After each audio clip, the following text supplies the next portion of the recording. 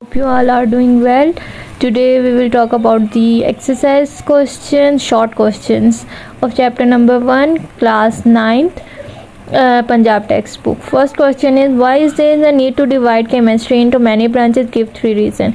वो कह रहे हैं कि केमिस्ट्री को हमने ब्रांचेस में क्यों डिवाइड किया। सबसे पहली बात, अगर हम केमिस्ट्री को ब्रांचेस के अलावा पढ़ें तो हम लोग जो है बहुत ज़्यादा एक्सप्लेनेशन में ब्रांच की नहीं जा सकते थे केमिस्ट्री की, इसीलिए हमने इसको ब्रांचेस में डिवाइड किया। ठीक है, स्पेसिफिक एस्पेक्ट्स और एप्लीकेशन को डिस्कस करने के लिए, फोकस करने के लिए हमने ब्रांचेस में डिवाइड किया। उसके अलावा रिसर्च वगैरह डेवलपमेंट में एफिशिएंसी लाने के लिए डिवाइड किया गया, और एडवांसमेंट लाने के लिए फील्ड में उसको केमिस्ट्री को हमने डिवाइड किया। ठीक है, नेक्स्ट आ जाता है, रिएक्शन में takes place due to electron present outside the nucleus and they may takes place inside the nucleus. वे branch of chemistry cover this 2 types of reaction. ठीक है, वो कह रहे हैं कि 2 तरह के रिएक्शन होते हैं, एक इलेक्ट्रॉन के जो इलेक्ट्रॉन बाहर रिवॉल्व कर रहे हैं न्यूक्लियस के उनके, और एक जो न्यूक्लियस के अंदर रिएक्शन हो रहा होता है। ये दोनों जो रिएक्शंस हैं ये कौन सी ब्रांचेस कवर कर रही हैं?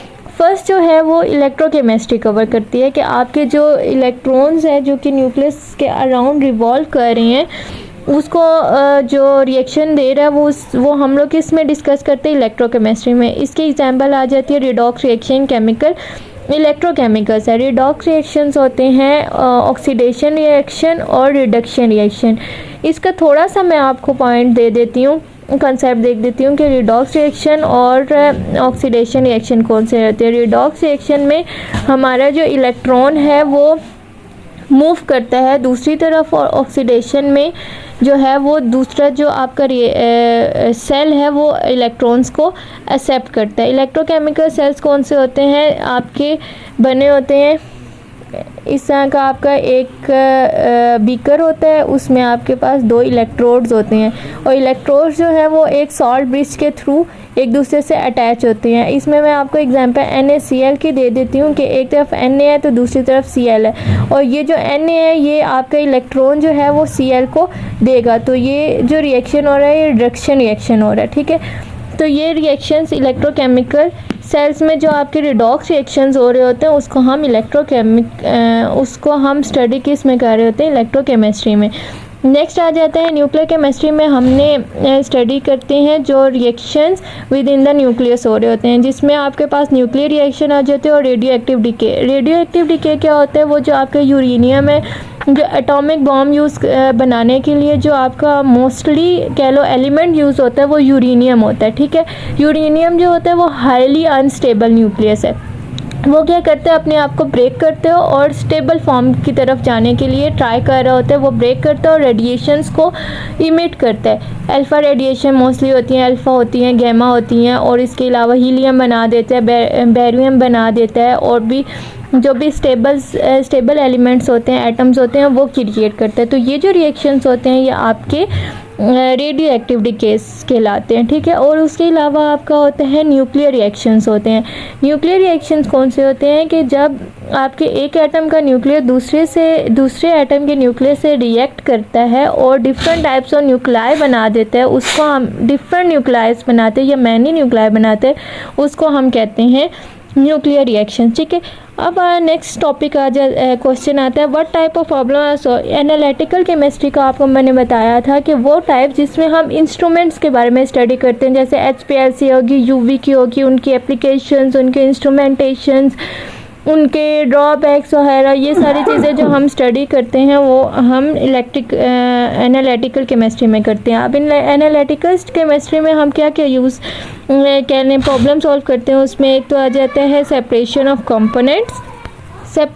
कंपोनेंट्स आ जाते हैं। उसके बाद आइडेंटिफिकेशन आ जाती है कि अगर आपके पास कोई एलिमेंट कह लो कि एक प्रोडक्ट आपके पास आता है, फार्मास्यूटिकल इंडस्ट्री की बात कर लेते हैं, एक प्रोडक्ट आपके पास आता है, उसमें हमने आइडेंटिफाई करना होता है कि हाँ इसमें ये आया कि ये वाला एक्टिव मौजूद है नहीं है, वो सारी चीज़ें हम HPLC या गैस क्रोमेटोग्राफी या UV FTIR इससे हम डिटेक्ट कर लेते हैं, आइडेंटिफाई करते हैं। FTIR से मतलब IR से हम लोग डिटेक्ट करते हैं कि आया ये वाला एक्टिव इस प्रोडक्ट के अंदर है या नहीं है, ठीक है। उसके बाद कंसंट्रेशन अगर हमने डिटरमाइन करनी हो तभी हम एनालिटिकल केमिस्ट्री को ही स्टडी करते हैं।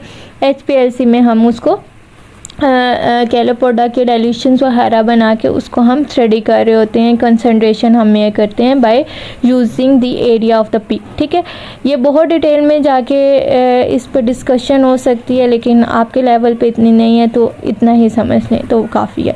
नेक्स्ट आ जाता है both graphite and graphene have hexagonal layer structure, what is the difference. वो कहते हैं कि ग्रेफाइट और ग्रेफाइन दोनों के हेक्सागोनल स्ट्रक्चर, तो डिफरेंस क्या है।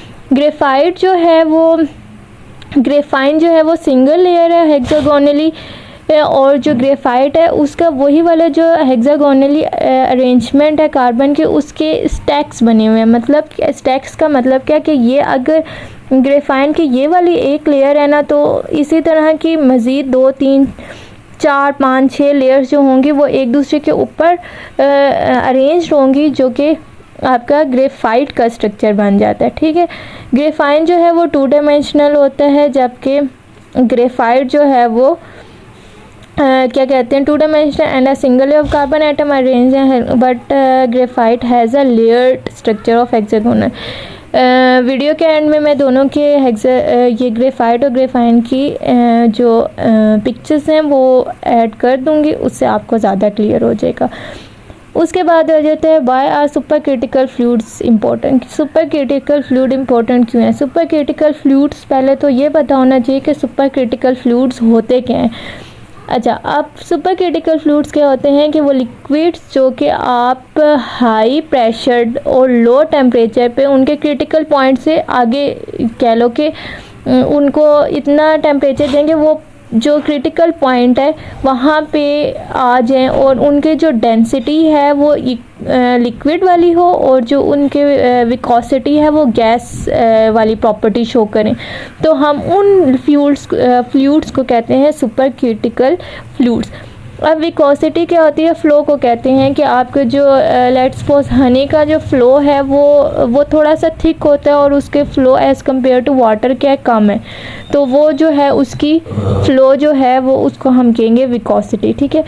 केमिकल रिएक्शन विच में not be carried out in the conventional solvent. Conventional solvents कौन से होते हैं जो मोस्टली इंडस्ट्रीज़ में यूज़ हो रहे होते हैं, वो एसीटोन होते हैं, मेथनॉल होता है और हेक्सेन यूज़ हो रहा होता है। तो जो केमिकल रिएक्शंस इन सॉल्वेंट्स में नहीं होते ना, फिर हम लोग शिफ्ट करते हैं सुपर क्रिटिकल फ्लूइड्स पे। जो mostly super critical fluid use हो रहा होता है वो कार्बन डाइऑक्साइड है। कार्बन डाइऑक्साइड को हम लिक्विड फॉर्म में कन्वर्ट करते हैं, ठीक है, जिसमें उसकी डेंसिटी जो होती है वो लिक्विड वाली हो जाती है और विकोसिटी जो है वो गैस वाली रहती है, ठीक है।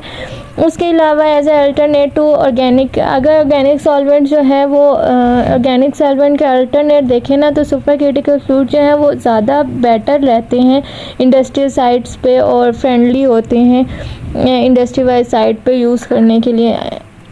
नेक्स्ट आ जाता है in which state does matter exist in the sun. Sun में जो है वो कौन सी स्टेट ज़्यादा एग्जिस्ट करती है, तो प्लाज्मा वो वाली स्टेट है जो कि आपके सन में मोस्टली एग्जिस्ट कर रही होती है, और यूनिवर्स में भी मोस्टली जो आपके स्टार्स हैं वो भी आपके प्लाज्मा ही से बने होते हैं।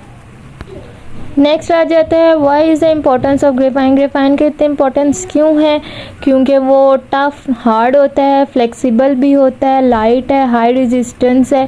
हाई रेजिस्टेंस मतलब कि ये जो आपकी अगर बारिश वगैरह हो जाए मॉइस्चर एयर वगैरह से रेजिस्ट कर लेता है, ठीक है। और अगर हम देखा जाए तो 200 टाइम जो है, अगर इसको कंपेयर करना हो स्टील से, तो ये 200 टाइम बेटर रेजिस्टेंट है एज़ कंपेयर टू स्टील, और 5 टाइम्स लाइटर है एज़ कंपेयर टू एलुमिनियम।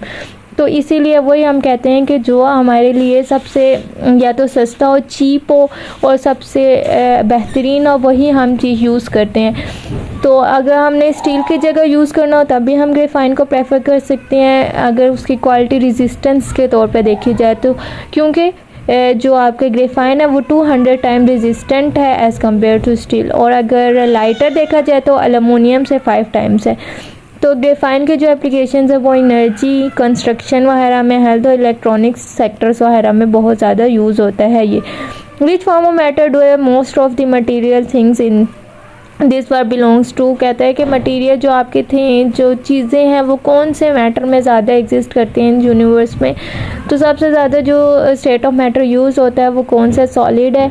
ठीक है, सॉलिड की शेप फिक्स होती है, वॉल्यूम भी फिक्स होते हैं और पार्टिकल्स जो होते हैं वो क्लोजली पैक्ड होते हैं ऑर्डर फॉर्म में।